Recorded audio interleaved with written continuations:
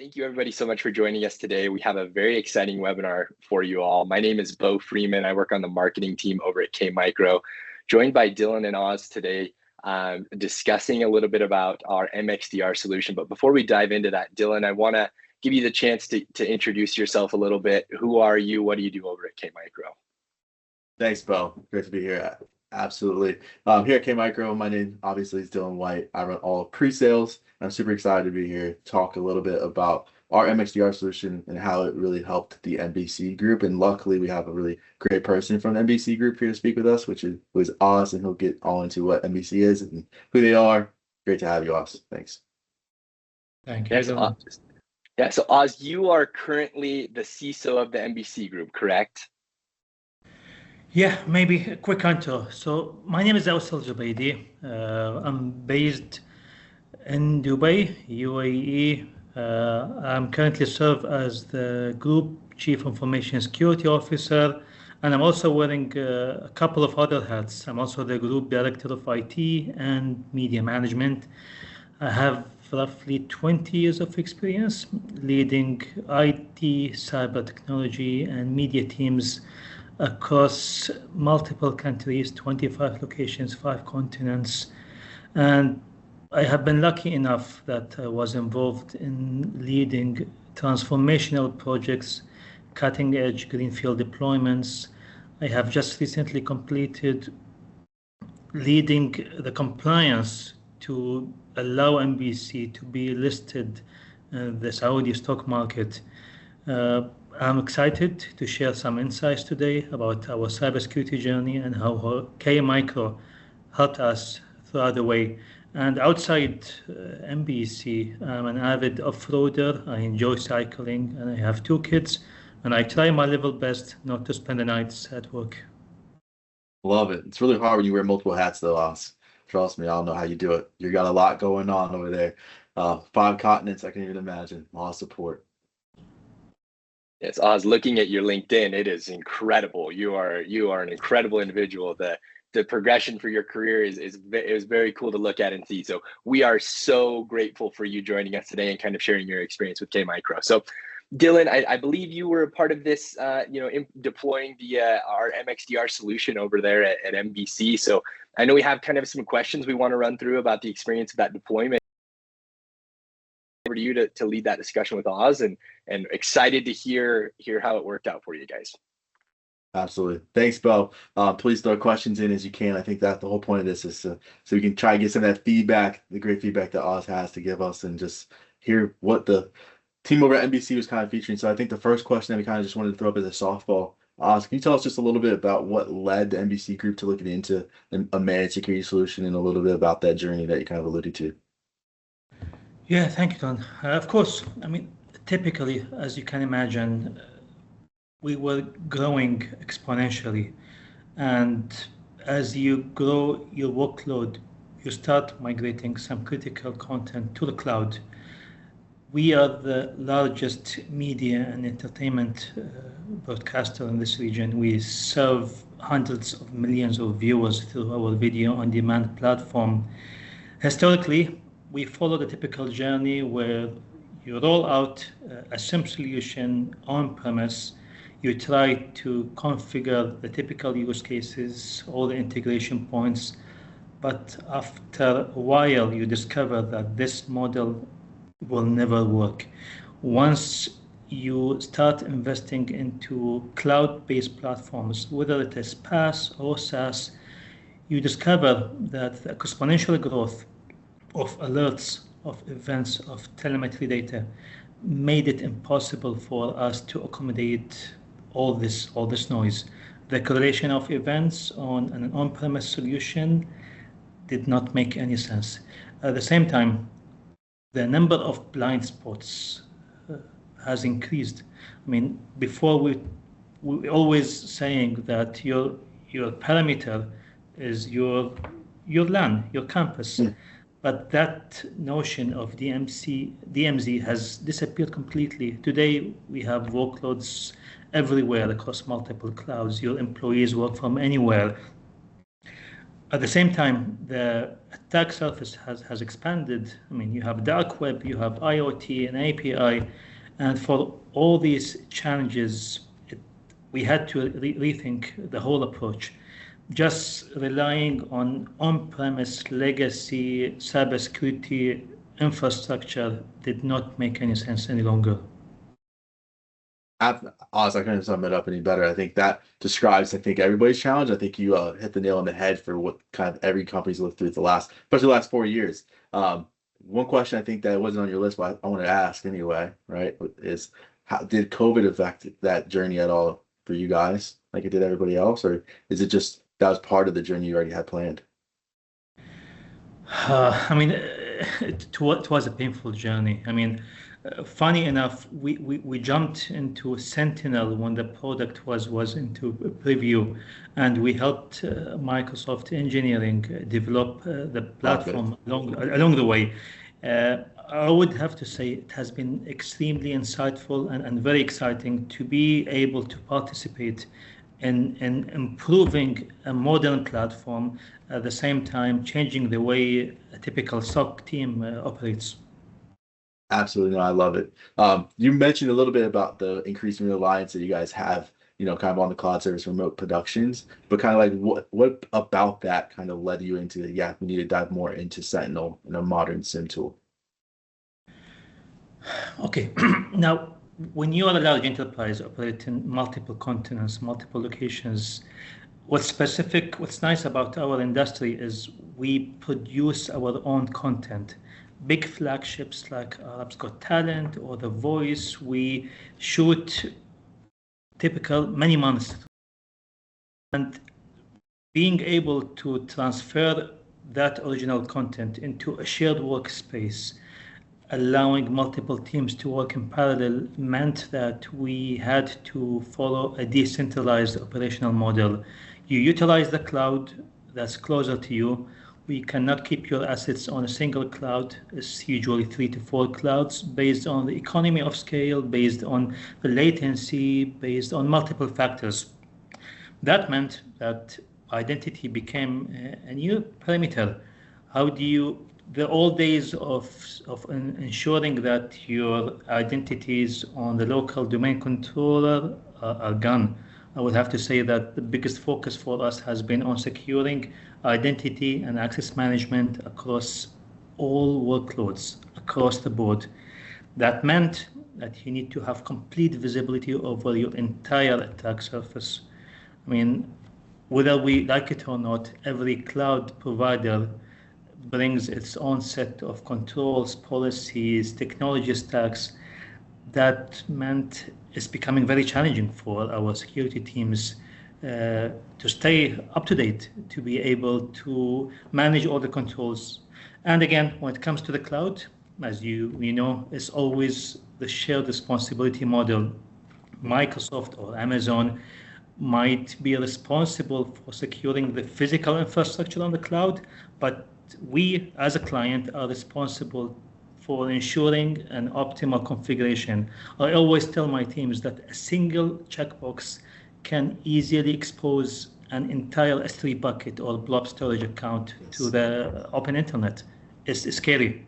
Yeah, absolutely. I think you, again, hit the nail on the head, right? A single checkbox, a single little radio button can set the business back and cost the business millions, if not billions of dollars, depending on an organization your size. That really is the risk, right? It's billions of dollars at that size.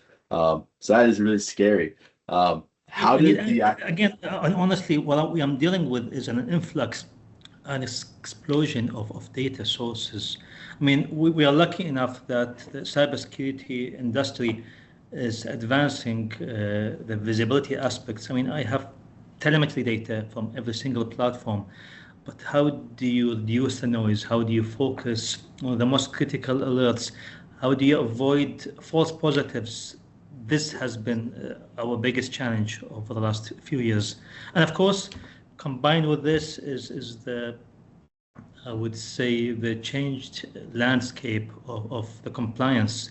I mean, if you operate in multiple jurisdictions, every country comes with its own set of controls and regulatory authorities, and you need to find the right balance. how do we continue to be agile, to have advanced, exciting products to our audience while securing our data and our content? Absolutely no. You went right into the next one for me, which is, how did that multi-geographical compliance and regulatory and all the different controls and audits, how did Sentinel, and by a greater means KMicro, kind of help you get along that path and keep you moving to your compliance requirements? Yeah, a great question. Now, when you broadcast 24/7, sports, entertainment, news, there is a specific set of regulations that you need to abide to. You need to be family friendly when the kids are watching TV, PG rating. At the same time, when you sign multi-million-dollar deals with global studios in Hollywood, you have to ensure that you have proper granular content licensing model, that the intellectual property is preserved across the board.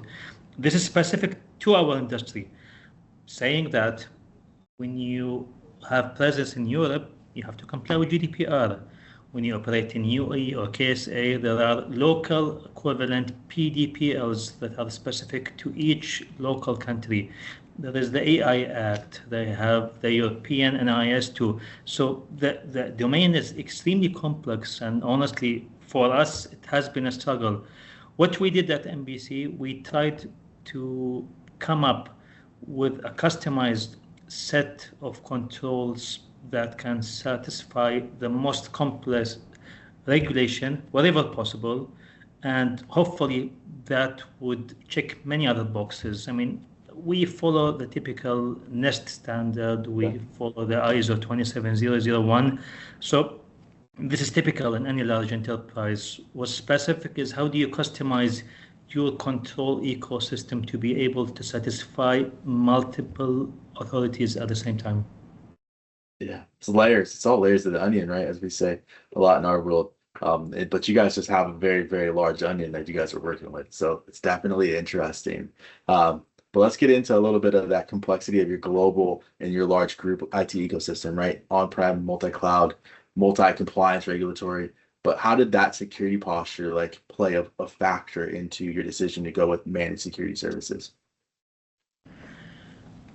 It's complex, honestly, Dylan. I mean, my biggest focus has been on visibility, making sure that wherever our data is, that we have telemetry, that we can access the risk factor anywhere, anytime.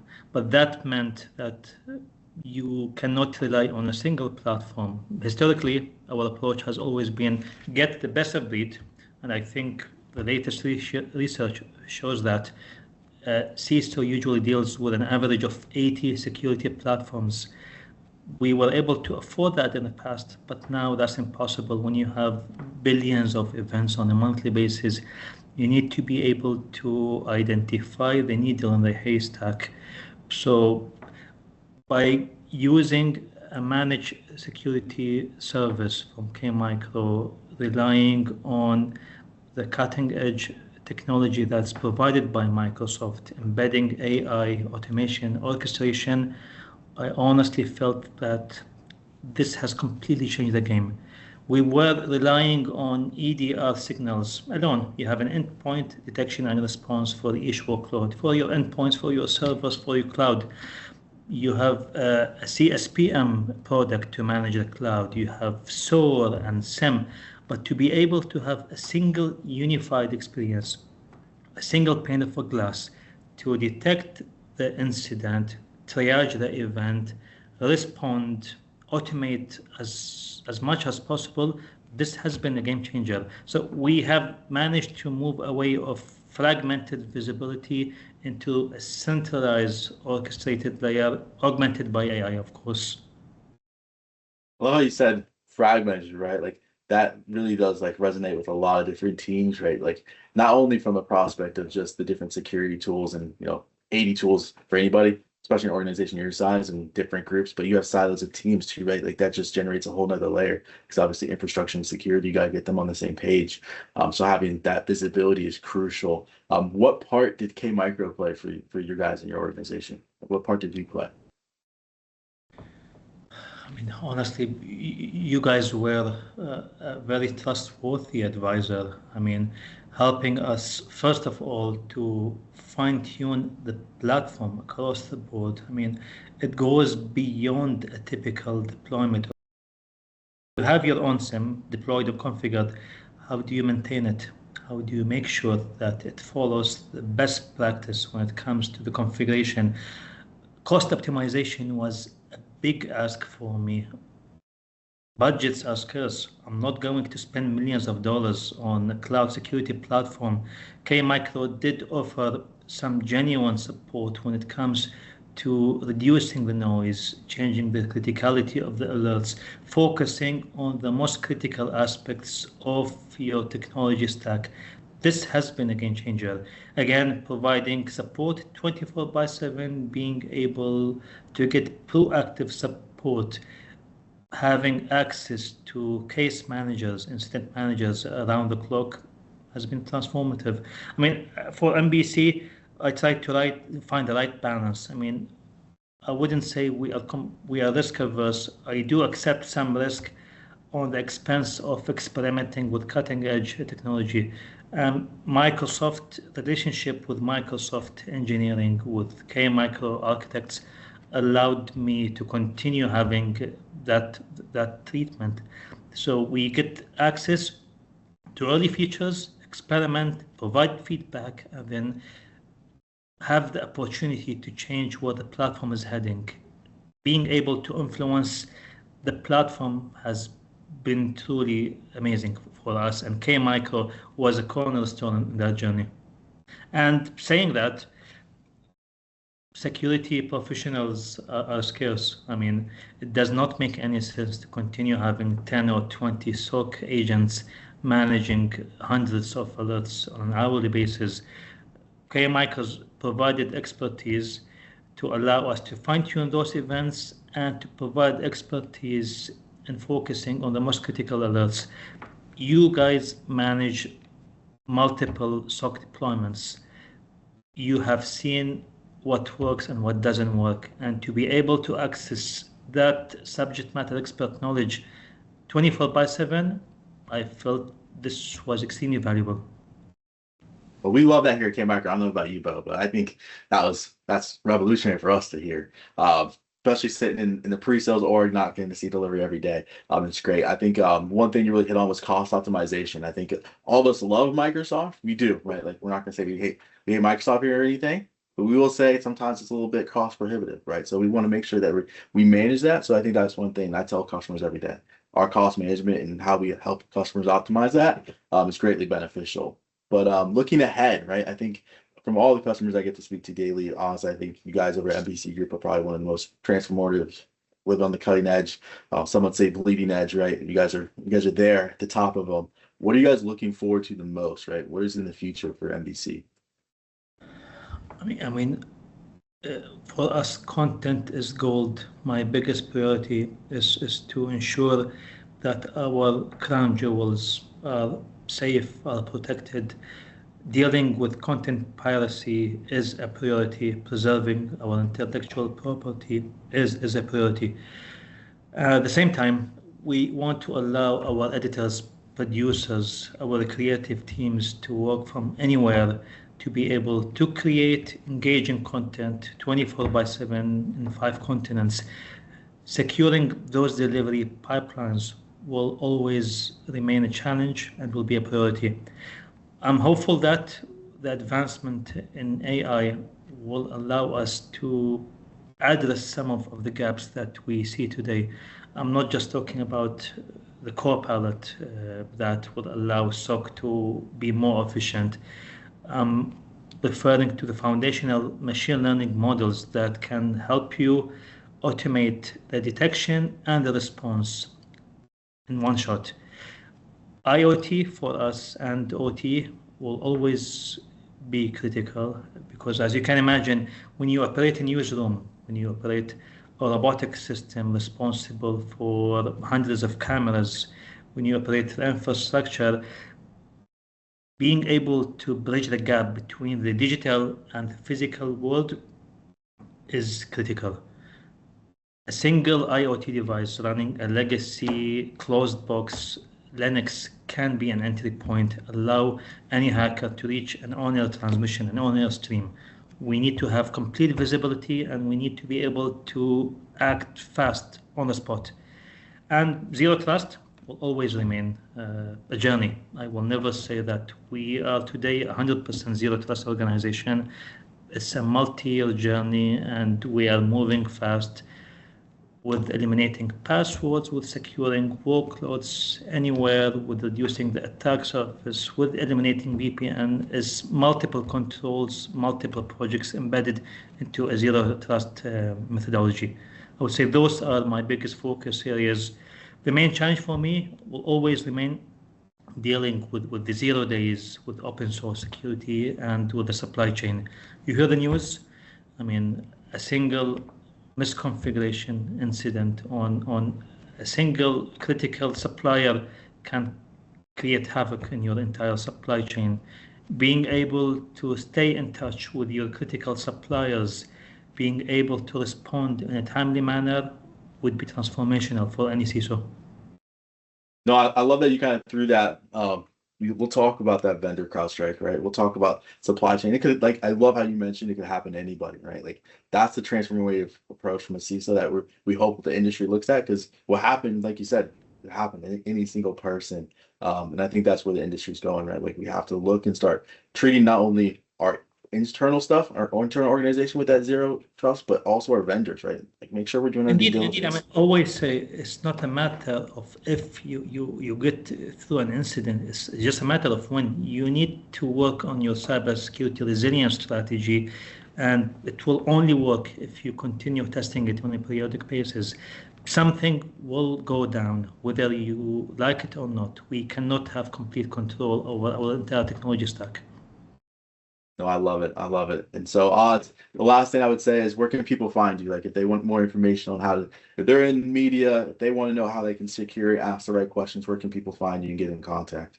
I'm always reachable. I mean, I'm very active on LinkedIn. I'll be more than happy to share insights. I mean, what's nice about the CISO community, I mean, in this part of the world, I mean, we are headquartered in KSA in Riyadh, and I deal with hundreds of CISOs in Dubai, in Riyadh, in Europe, in the Americas.